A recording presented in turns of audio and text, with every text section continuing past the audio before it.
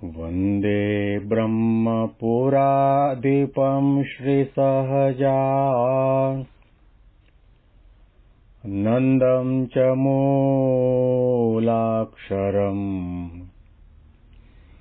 श्रेयस्कारणसद्गुणैकनिलयम् श्रीप्रागजिह्वावत ब्रह्मोपासनधारकं गुरुहरिं यज्ञं तथा योगिनं प्रत्येवं प्रमुखं महन्तमनिशं श्रीजेस्वरूपं मुदा મહિમાનો મહિમા પ્રવચન માળામાં આજે 20મી જાન્યુઆરી 2025 સોમવારના દિવસે તમામ સંતો હરિભક્તોને મારા સાષ્ટાંગ પ્રણામ. જય સ્વામિનારાયણ. હેપી વચનામૃત દ્વિશતાબ્દી મહોત્સવ. હેપી પ્રમુખ સ્વામી મહારાજ શતાબ્દી મહોત્સવ. ગરડા અંત્ય પ્રકરણનું 23મું વચનામૃત આપણે સાંભળી રહ્યા છીએ, જેમાં મહારાજ આપણને માનસી પૂજાની રીતિ નીતિ પ્રણાલિકા બહુ સુંદર છણાવટ સાથે સમજાવે છે. માનસી પૂજા એ આધ્યાત્મિક માર્ગમાં ભક્તિનું અવિભાજ્ય અંગ છે. જો તમારે ભગવાનના વાલા થવું હોય, ભગવાનનું સામીપ્ય પ્રાપ્ત કરવું હોય, અખંડ ભગવાન તમારી સાથે છે એવી અનુભૂતિ કરવી હોય તો ભક્તિ માર્ગના તમામ સંતો હરિભક્તો મુમુક્ષુઓએ સાધકોએ માનસી પૂજા કરવી જરૂરી છે. માનસી શબ્દ મનસા ક્રિયતે સા માનસી, જેમાં મન ભળેલું હોય, જેમાં મનની એકાગ્રતા હોય, જેમાં મનની પવિત્રતા હોય અને મન આપણા ઈષ્ટદેવના આકારે બની ગયું હોય, એવી પ્રકારે ક્રિયા કરવામાં આવે એને માનસી કહેવાય. ભગવાનને સ્નાન કરાવવાની ક્રિયા હોય કે થાળ ધરવાની ક્રિયા હોય કે ચંદનનો લેપ કરવાની ક્રિયા હોય કે પુષ્પમાળા પહેરાવવાની ક્રિયા હોય, વસ્ત્ર અલંકાર અંગીકાર કરાવવાની ક્રિયા હોય કે દર્શન કરવાની ક્રિયા હોય, એની અંદર જો મન ન ભળે, પછી ભલે તમે પિત્તાંબર પહેર્યું હોય, ઉપવસ્ત્ર ભગવાનના નામથી અંકિત થયેલું ધારણ કર્યું હોય, પદ્માસન વાળ્યું હોય, આંખો બંધ કરી હોય, એકાંતમાં બેઠા હો, પણ મન જો એમાં ન ભળ્યું હોય તો પછી એવી તમામ ક્રિયાઓને માનસી પૂજા કે માનસી ક્રિયા કહી શકાય નહીં. શ્રીજી મહારાજ ખાલી ઉનાળો, 12 મહિનામાં 3 ઋતુ, ચોમાસું, ઉનાળો અને શિયાળો, એમાં ઉનાળાની વાત કરીને મહારાજે કહ્યું કે ભગવાનને સુગંધીમાન ઠંડા જળથી સારી પેઠે સ્નાન કરાવવું. સ્નાન કરાવ્યા પછી ઝીણું ઘાટું વસ્ત્ર ભગવાનને અર્પણ કરવા માટે આપવું. ત્યાર પછી આસન ઉપર બિરાજમાન કરવા. અને આપણને ખબર છે કે મારે માનસી પૂજામાં ભગવાનને સ્નાન કરાવવાનું છે, વસ્ત્ર પરિધાન પણ કરાવવાનું છે અને ચંદનની અર્ચા પણ કરવાની છે. એટલે પહેલેથી ચંદન ઘસીને, લસોટીને, તૈયાર કરીને વાટકામાં ભરીને રાખ્યું હોય એ ચંદનની ભગવાનના લલાટમાં અર્ચા કરવામાં આવે અને અર્ચા કર્યા પછી અટકવાનું નથી. અર્ચા કરતી વેળાએ પણ મન ભગવાનની મૂર્તિમાં લાગેલું હોવું જોઈએ અને અર્ચા કરતી વેળાએ ખાવાનો, પીવાનો, ઉઠવાનો, બેસવાનો, જોવાનો, સમયનો કોઈ જાતનો સંકલ્પ વિકલ્પ ન થવા દઈએ અને ભગવાનની અર્ચા કરેલી મૂર્તિને વારંવાર નિરખવી. ચંદનની અર્ચાની વાત આવે છે ત્યારે 1981ની સાલમાં ભગવાન સ્વામિનારાયણનો દ્વિશતાબ્દી મહોત્સવ અમદાવાદના આંગણે રાણીપમાં બહુ ભવ્યતાથી ઉજવાણો.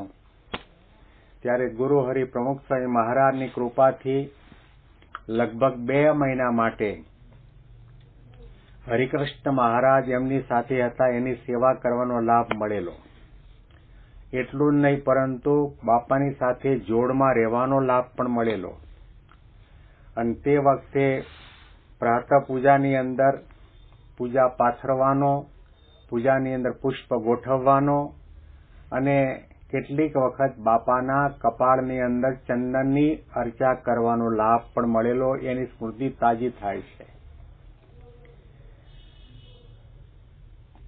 મૂર્તિની પણ વાત છે કે જે મૂર્તિમાં ભગવાન અખંડ નિવાસ કરી રહ્યા છે એવી જ રીતે ગુણાતીત પરમૈકાંતિક સંત જે અક્ષર બ્રહ્મ છે એ ભગવાન પુરુષોત્તમ નારાયણનું હરતું ફરતું બોલતું ચાલતું સ્વરૂપ છે અને જેવે રૂપે કરીને આપણને ભગવાન મળ્યા છે એની પણ માનસી પૂજા કરવી, એનું મનન ચિંતન કરવું, જેને સ્મરણ ભક્તિ કહી છે. એવું તો માનતા જ નહીં કે તમે પદ્માસન વાળીને બેઠા અને આંખો બંધ કરીને રૂમના દરવાજા બંધ કરી દીધા અને એકાંત લીધું અને પછી માનસી પૂજા થાય, એવું નથી. હરતા ફરતા નાતા ધોતા દરેક ક્રિયાની અંદર માનસી પૂજા થઈ શકે. અત્યારે આપણે આ મહિમા પ્રવચન માળામાં પ્રવચન કરી રહ્યા છીએ, એની અંદર પણ આપણને યોગી બાપા યાદ આવે, પ્રમુખ સ્વામી મહારાજ યાદ આવે, મહંત સ્વામી મહારાજ યાદ આવે. એમની સેવાનો અંગત રીતે જે કંઈ લાભ મળ્યો હોય એનું સ્મરણ કરીએ, ચિંતન કરીએ, નિરૂપણ કરીએ, વાણી દ્વારા એ પ્રસંગને વહેતો મૂકીએ, એ પણ એક માનસી પૂજા છે. 5000 વર્ષ પહેલા ગોપાંગનાઓએ માનસી પૂજા અખંડ કરી હતી. સ્વપ્નની અંદર પણ માનસી પૂજા કૃષ્ણનું સ્મરણ એ માનસી પૂજા. ભગવાન કૃષ્ણને યાદ કરવા અને ભગવાન કૃષ્ણે જે કંઈ લીલા કરી એ મટુકું તોડી નાખ્યું હોય ને આ કાંડામાં પહેરેલી બંગડી છે એને તોડી નાખ્યું હોય, નદીમાં સ્નાન કરવા માટે જતા રોકતા હોય, ઘેર આવીને દૂધ દહીં માખણની ચોરી કરતા હોય ને માટલા તોડી નાખતા હોય ને દાણ માંગતા હોય ને આ બધું યાદ કરીએ, એ પણ માનસી પૂજા છે. સ્મરણ ભક્તિનો અતિ અપાર મહિમા છે. માનસી પૂજા એટલે સ્મરણ. 9 પ્રકારની ભક્તિની અંદર શ્રવણમ, કીર્તનમ, વિષ્ણોઃ સ્મરણમ. ગોપાંગનાઓએ સ્મરણ ભક્તિ કરી, શબરીબાઈએ સ્મરણ ભક્તિ કરી. અશોક વાટિકાની અંદર ભગવાન રામના વિરહની અંદર આંસુ સારતા બેઠેલા સીતાજીએ પણ રામની સ્મરણ ભક્તિ કરી છે. ભગવાન સ્વામિનારાયણના સમયમાં સંતો હરિભક્તો ઘણા બધા હતા. સાથે હતા ત્યાં સુધી તો નયનો ભરી ભરી દર્શન કરતા, કથા વાર્તાનું પાન કરતા, ઘણી નાની મોટી સેવાઓ પરિચર્યાઓ કરતા, જમાડતા, દર્શન કરતા, બધું કરતા.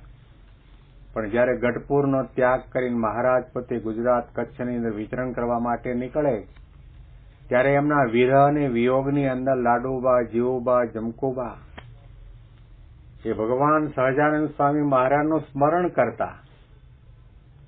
મહારાજે અહીંયા આગળ બેસીને કથા વાર્તા કરી, અહીંયા રંગે રમ્યા, કેલા નદીમાં સ્નાન કરવા માટે જતા હતા. આ લાંબી ઓસરીની અંદર સંતોની પંગત કરીને પીરસતા હતા. માણકી ઘોડી ઉપર બિરાજમાન થઈને વિચરણ કરવા નીકળતા હતા. લક્ષ્મીવાડીમાં પધારતા હતા. એ સ્મરણ ભક્તિ.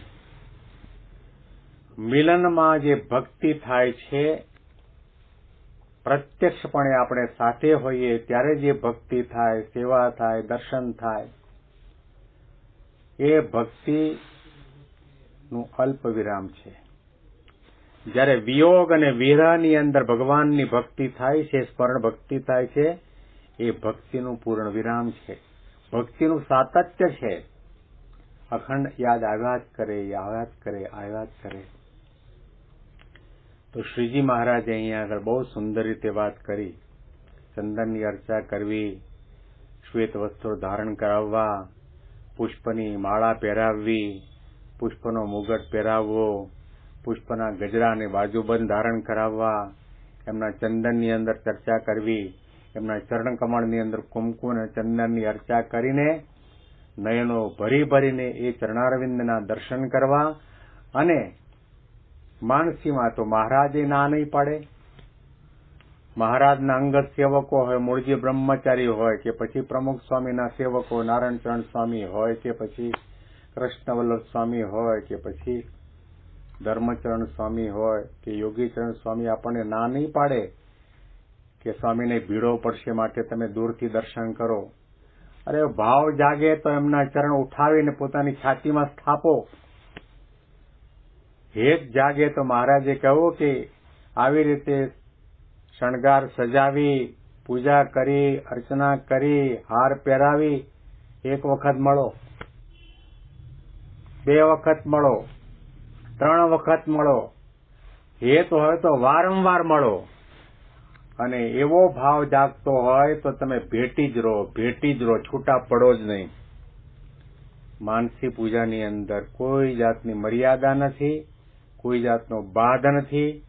અને માનસી પૂજાની અંદર ઠાકોરજી અને ગુરુહરિને જેવા લાડ લડાવવા હોય, જેવા આપણને હેતના ઉભરા આવતા હોય, એ પ્રમાણે તમે ભક્તિ કરી શકો, પ્રેમ દાખવી શકો, તમારા સંકલ્પ હોય એ પ્રમાણે સેવા, દર્શન વગેરે કરી શકો. તો મહારાજના 2-4 શબ્દો આપણે વાંચીએ અત્યારે. તે પ્રથમ તો લલાટને વિશે ચર્ચીને લલાટને સારી પેઠે નિરખવું, તથા હાથને વિશે ચર્ચીને હાથને સારી પેઠે નિરખવા, તથા હૃદય, ઉદર, સાથળ, પિંડી એ આદિક જે અંગ તેને વિશે તે ચંદનનું લેપન કરીને તે અંગને નિરખવા, તથા ચરણારવિંદની ઉપર અને તળે સુંદર કુમકુમ ચોપડવું અને તે ચરણારવિંદને નિરખવા. પછી મોગરા, ચમેલી, ગુલાબ, ચંપો આદિક જે સુગંધિમાન પુષ્પ, તેના હાર તથા કંકણ, બાજુબંધ, ટોપી આદિક જે આભૂષણ તે પુષ્પના પહેરાવવા. અને મોગરાના પુષ્પ જેવું ધોળવું અને ઝીણું અને બહુ ભારે નહીં એવું વસ્ત્ર મસ્તકને વિશે ધરાવવું, તથા ધોળી, ઝીણી અને હલકી એવી જે સુંદર પછેડી તે ઓઢાડવી. પછી તે ભગવાનને મળવું, તે 1 વાર મળવું, 2 વાર મળવું, જેવો પોતાને હેત ઉપજે તે મળવું, તથા ભગવાનના ચરણારવિંદ પોતાની છાતીમાં લેવા તથા મસ્તક ઉપર ધારવા. આ બધી ક્રિયાની અંદર મન ભળવું જોઈએ, ભાવ ભળવો જોઈએ, પ્રેમ ભળવો જોઈએ, મહિમા ભળવો જોઈએ, દિવ્ય ભાવ મળવો જોઈએ. અને ધન્ય ભાગ્યપણાનો ભાવ ભળે તો એ માનસી પૂજાનો આનંદ અનેરો છે. આના અનુસંધાનમાં વિશેષ વાતો આપણે આવતીકાલના પ્રવચનમાં આજ વચનામૃતના માધ્યમથી સાંભળીશું. તમામ સંતો, હરિભક્તો અને મારા સાષ્ટાંગ પ્રણામ. જય સ્વામિનારાયણ.